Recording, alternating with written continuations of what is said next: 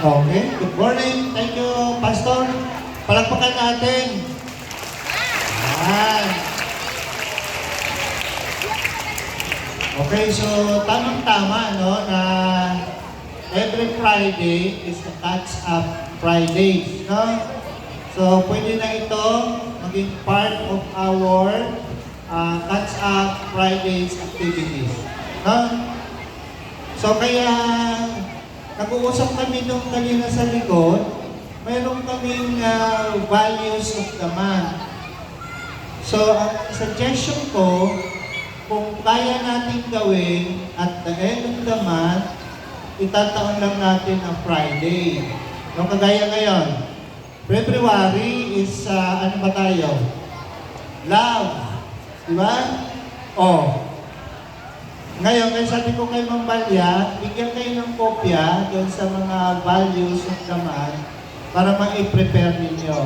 So, napakaganda nitong activity nito dahil at least sa edad ninyo yan, kung alam ko naman yung iba dyan ay mga Christian. Tapos ang kamay ng mga Christian, ayan. So, naman tayo ay Christian, di ba? Kaya lang, yung mga born-again Christian or other religion, talagang ano yan, Bible-based talaga yung kanilang ginagawa. So, marunong na yan bumasa ng Bible. No?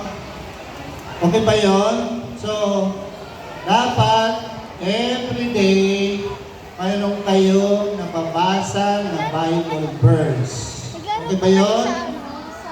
Oh, marami naman tayo mga proverbs na dapat yung mga bata natin doon kayo pupunta, no? At ang mahalaga dyan, ipra-practice ninyo. At yung nabasa yung Bible verse, aralin nyo lang mabuti. Kung hindi nyo masyadong ma-explain sa sarili nyo, magtanong kayo kung paano nyo i-apply sa pang-araw-araw na buhay natin. Lalo kayong mga estudyante.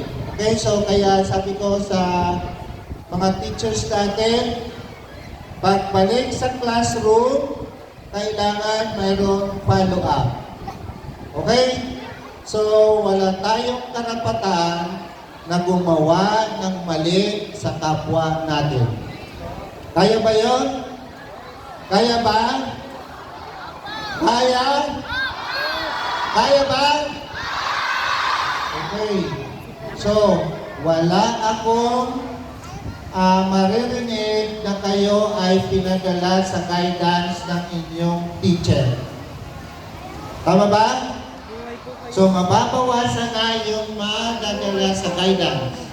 Amen. Dahil sa activity natin to, next time, next siguro, we will invite your parents. Imbitahin natin yung inyong mga magulang na mag-join dito sa ating Bible